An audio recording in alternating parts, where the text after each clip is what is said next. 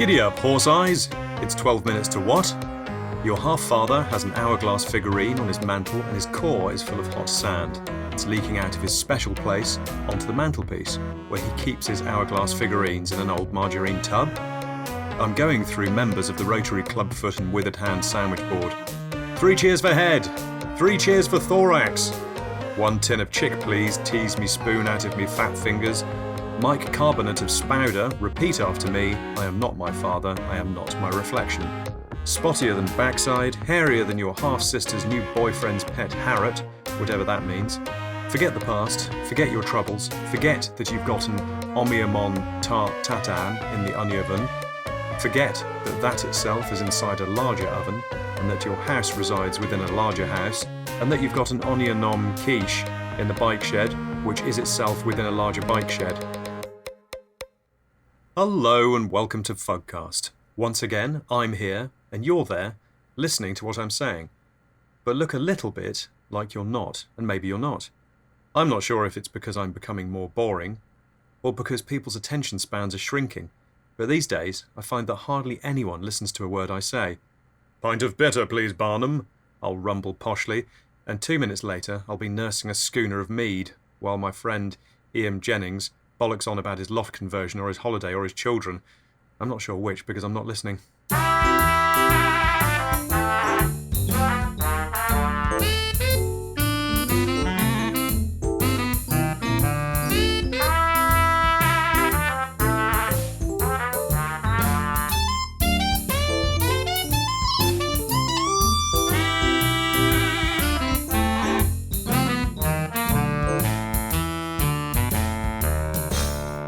Does anyone know how to fly this thing? That's what I say whenever I take friends for a ride in my biplane, and it always gets a great response. Nice, they will say, or cool catchphrase, man. And then I will say, thanks, before admitting that I really don't know how to fly. Other things I say are, nice weather, whenever it rains, and chocks away when I release a white fecal pellet. My wife usually laughs like, ha ha ha ha ha, oh ho ho ho ho, tee hee hee hee hee. To which I'll say, calm down, babe, wasn't that funny? Which is another one of my catchphrases. Another thing you should know about me is that I'm a tough guy. Ask anyone and they'll tell you, that guy's tough, he's a tough guy. So when some small man on bus says, hey, you are not a tough guy, you are idiot, I assume he's not from round here and doesn't know that in fact I am a tough guy, a very tough guy, and not an idiot. I am a tough guy, I say, grinding my slice of Edward's cake into his tiny round face. How dare you assault my son like that? Squeaks an even smaller man. Jesus, what is this, Russian dolls? I puff, which is another one of my catchphrases.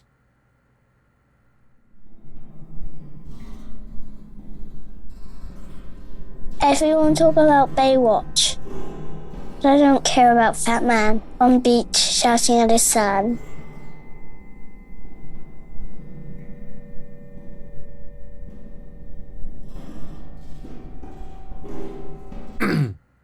I go poopy. I press enter and the eyeball on screen defecates into a top hat. Say I go poop poop. Once again I press enter, the eyeball repeats, I go poop poop and defecates into the top hat. I hit save and go and make lunch. 2 thinly sliced pieces of cheap white bread with egg spread and a slice of Edward's cake for afters. Yuck yum. The Russenbrost is a brost that has been swept open by an older or more experienced brewer.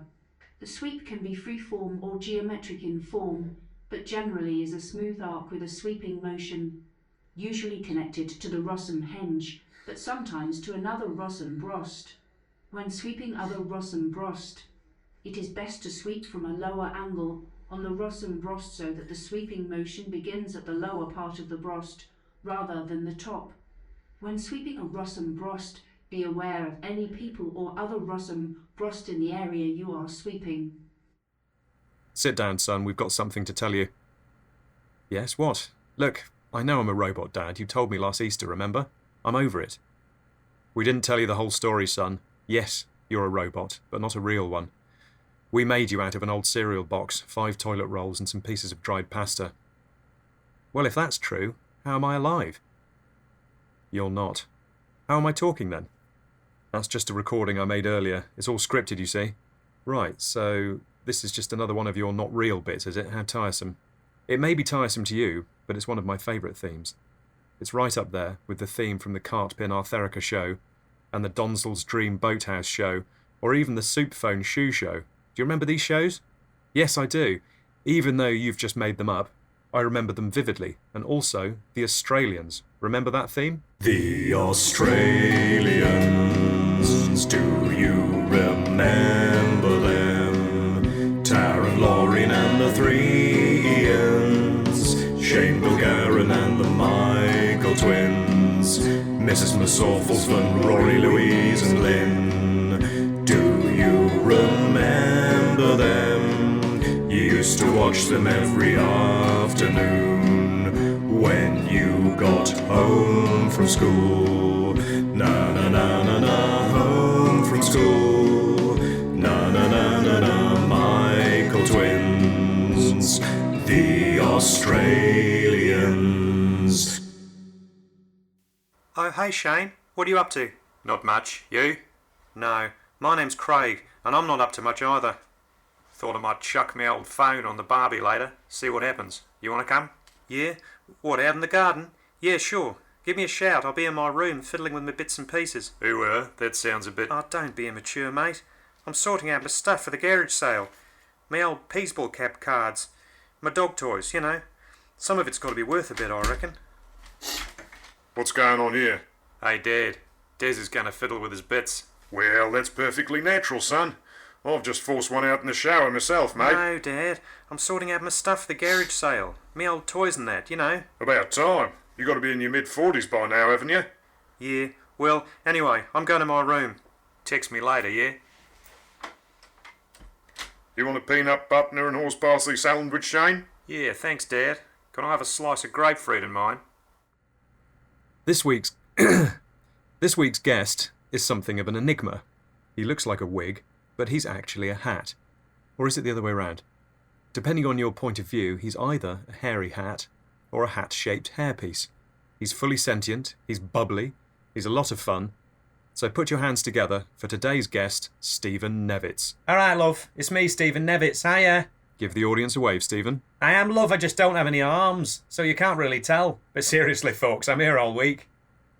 Now, Steven, I first became aware of you when I saw you out of the corner of my eye in Martin's clothes shop last week.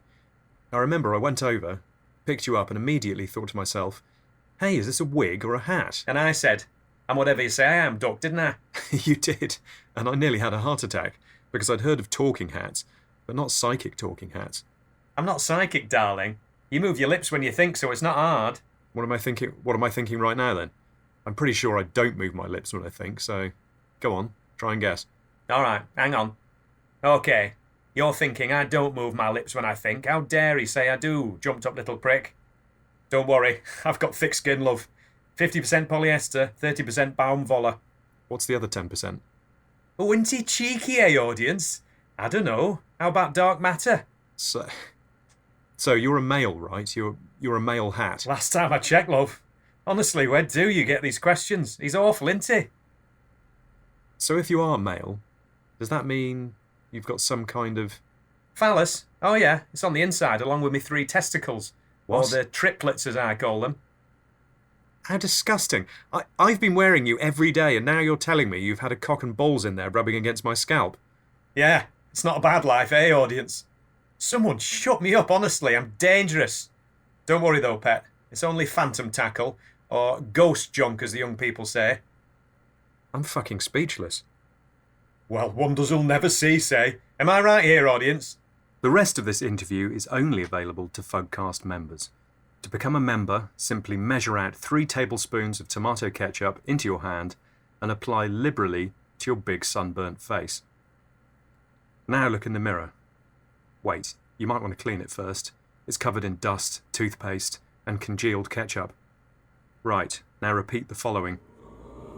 Cham Fordox Swith Horps Sussex, Swith Thrasnip Creask, Twol Jethvanel, Vath Smail Vomuel, Af Wemcol Les Brula, I Toblet Jes Rolo, and Thurk There's Chades, Nidmar Jabodge.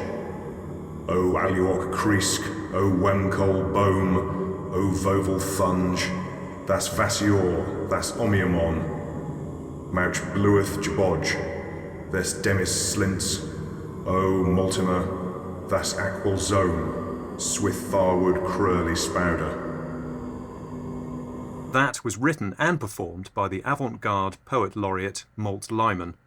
Well, it wasn't. It was actually written by my cousin Oliver T. and I, and there'll be more in future episodes of Fuggcast. Eventually we'll probably compile all the material and build some sort of structure on the patio. In my mind, this will resemble a Lonnie house, but without a door. Is this a metaphor? I don't know.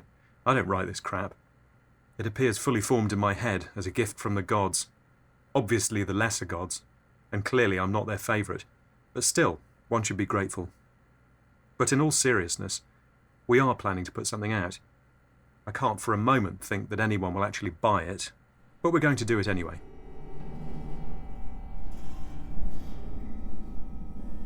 Everyone talk about Big Breakfast, but I don't care about orange-haired man dropping cake in swimming pool. Bring, bring. Hello? Hello, sir. How are you today? Oh, great. Someone trying to sell me something. But I'm prepared for this. My uncle, he's had an accident. Oh, sorry to hear that, sir. But can I just take a moment of your... I'm on my way to the hospital now, so I really haven't got time to talk. Thanks, bye. Brilliant. Just brilliant. Bring, bring. Hello? Hello, sir. This is the hospital. Your uncle has had an accident. Well, what are the chances, eh?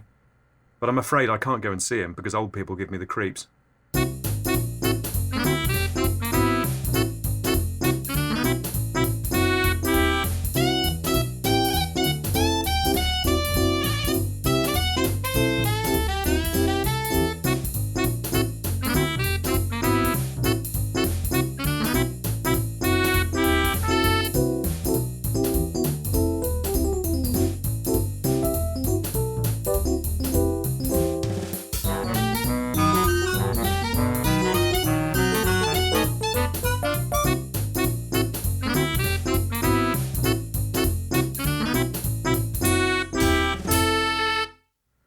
What's going on? My dad, who is a working-class London man, enters the room. Hi, Dad. I'm just writing some new stuff for my podcast. Nah, you're fucking not. You're coming down the Robert and Water Press with me. As a thoroughly middle-class Bristol man, I don't understand rhyming slang and often haven't the faintest idea what he's on about.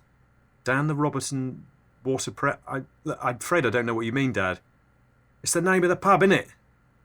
Oh, I've never heard of it. Course you haven't. It's a real pub full of horrible old men like me. Proper beer, none of your grapefruit and cardamom shit. The lady what runs it is a proper fat old miserable cow, not some bearded little twat. And there's a massive TV what shows men running about kicking a small white sphere.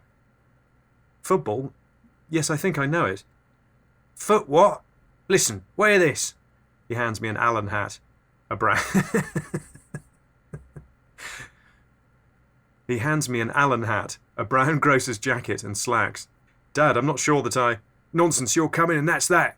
Keep your face hidden and don't speak, otherwise you'll be liable to get your head kicked in. In real life, my dad is a plummy old chap with voluminous eyebrows, liver spots and a monocle. He says things like, "What ho?" and "Jolly good," and drinks the finest burgundy from the most enormous goblet you could imagine, whereas I am actually an East End hardman and a far cry from the bumbling twerp that I portray on Fuggcast.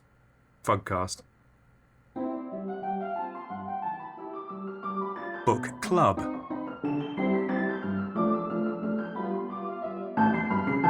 Oh Hello There is the new novel from Steven Nevets.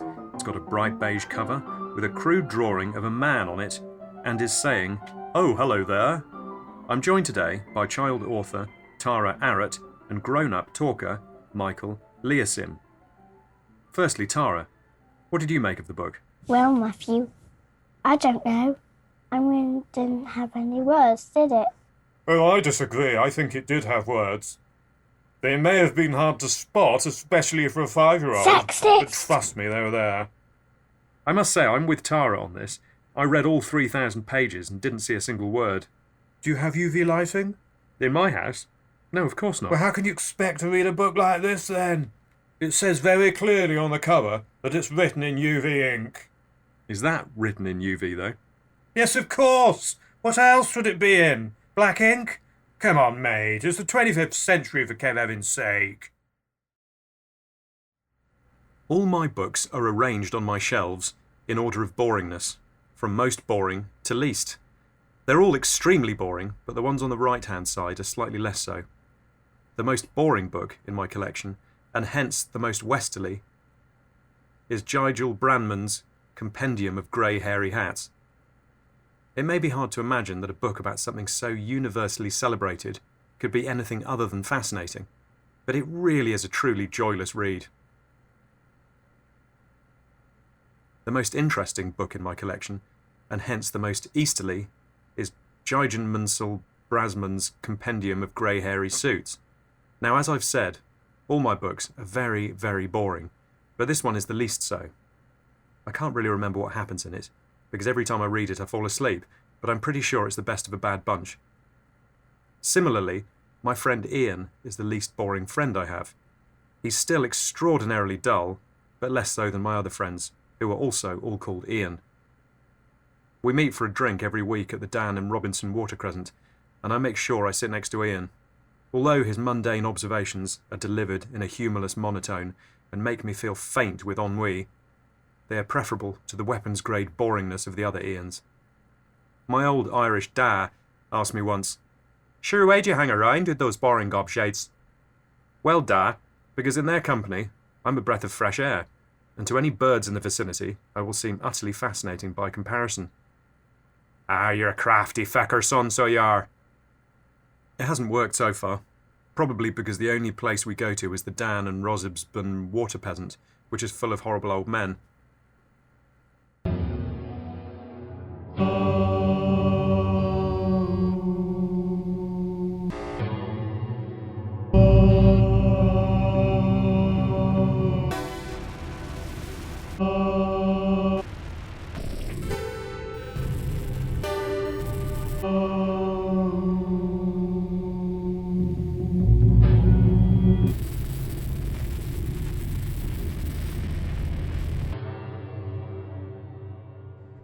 The old man stands before the small opening, his long beard reaching out to grasp at the air.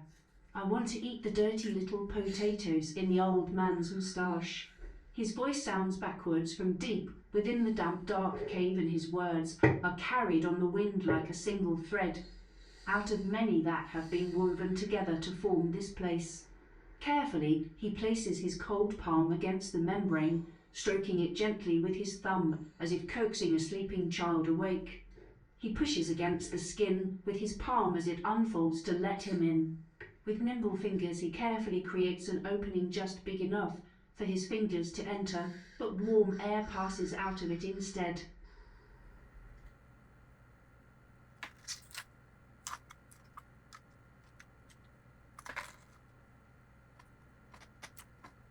I'm eating a gluten-free donate, and if you'd like to donate, simply visit fugwodge.com and donate using the yellow donate button. Your measly offerings will help me to lounge around in my soiled Y-fronts waiting for inspiration to strike. My favourite teddy, Raz, is also my accountant, and he reckons there's nearly enough in the kitty for a holiday. A few more pence and we can go on a much-needed mental vacation. So if you enjoy or half enjoy this podcast, please put some of your money in my PayPal account now. Come on, cough up. Everyone talk about Star Wars? I don't care about old man dressing down, talking to dog.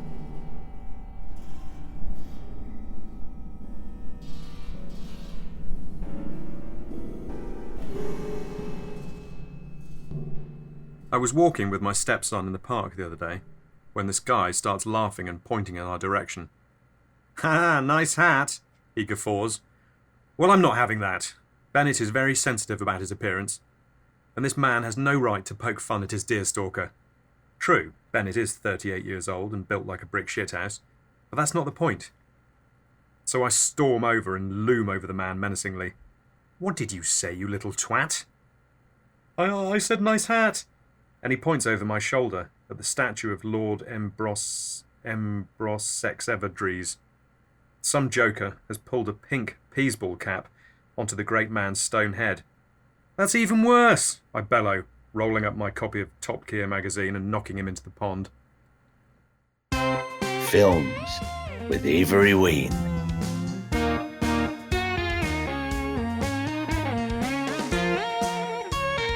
Chip Cap 18 is the latest film from Ericat Kakaya and Shad Water Bridge House, and once again follows the exploits of unemployed ex-cop Marviton Summerthery. Now, I haven't seen the other 17 Chip Cap films, guys, but Jesus, guys, it's just a guy watching TV and eating chips out his cap. What is this, guys? I'll tell you what it is. Utter shite. Tin Cup 3 is the latest instalment in the Tin Cup franchise and differs little from the first two films. Once again starring Carmen Nemrak as an old tin cup filled with washers, screws, nails and dried peas. So what happens in this film? Well, spoiler alert, fuck all. I think there might be a criminal in it called the Bad Robber who steals a washer, but after 5 minutes I was fast asleep so I couldn't tell you. My review of this film consists of just 2 words: pure shite. Dogship 59 is the 59th instalment in the hugely popular Dogship series. Once again, Captain Towser and his crew of loyal canines find themselves in a spot of bother with some bad guys who are called the Bad Pirate Robbers. In a particularly memorable scene, First Mate Fido takes a hefty dump on the poop deck, and no one cleans it up because guess what, guys? They're fucking dogs. No opposable thumbs or any inclination to clean it up. I'm going to surprise everyone when I say that this film was quite good. Aye, good family fun. I mean, everyone likes dogs, right? I give it 17 stars. But out of what, Avery, I hear you cry? Well, I don't know. How about 30? 17 out of 30. Right. See ya. A new fun game I've been playing is making sounds that closely approximate actual words. So when I saw the vicar on my way to the art and craft shop yesterday, I said confidently, "Good morning, Vinker." "Good morning to you too, sir," he replied, with a slight bow. Tee-hee-hee, I sniggered to myself. He didn't notice. I saw him again this morning, and thought I'd take it a step further. "Good morning, Vknar," I purred warmly, adding a complicated hand gesture. "Good morning, my child," and once again he gave me a solemn bow. I saw him again the next day, and was all set to make some completely incomprehensible sound and undecipherable hand flourish when he beat me to it. "Half of the wath," he intoned, raising a leg and performing the most complicated series of facial movements imaginable. Well, I was speechless, and am in fact still here, in the middle of the street, with my mouth open. You sit down to a bowl of shoe, you sit down to a bowl of foam. You're thinking about your neighbour's dog, you're thinking about your neighbour's keys. Oh, shake your keys now. You're sitting down to a bowl of shoe, you sit down to a bowl of foam. Oh, shake it, shake those keys now. You're thinking about your neighbour's dog, you're thinking about your neighbour's keys. Oh, Daddy's looking for his keys now. You sit down to a bowl of shoe, you sit down to a bowl of foam. You're thinking about your neighbour's dog, you're thinking about your neighbour's keys. Ah, shake your keys now. Well, that's all I've got time for you, Toad. I hope you've enjoyed this episode, and if you haven't, then please accept my insincere apologies. Remember to like, subscribe, and tell your friend about Fuggcast. All the best, and remember...